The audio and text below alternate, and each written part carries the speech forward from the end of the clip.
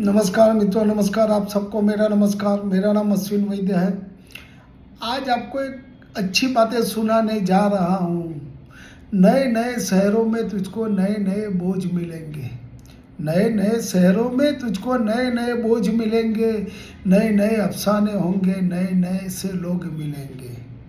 कुछ गैर मिलेंगे अपनों जैसे, कुछ गैर मिलेंगे अपनों जैसे, कुछ अपने हाथ छुड़ाएंगे।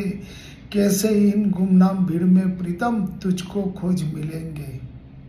हम दर्द जिसे तू कहता है उसका भी जख्म पुराना है, साथ ही साथ वही तक है जिससे जितने सहयोग मिलेंगे। एक ठिकाना ढूंढ परिंदे रात रागिनी से पहले, महफिल में उजरे दीवाने तो रोज उड़ोते मौज मिलेंगे।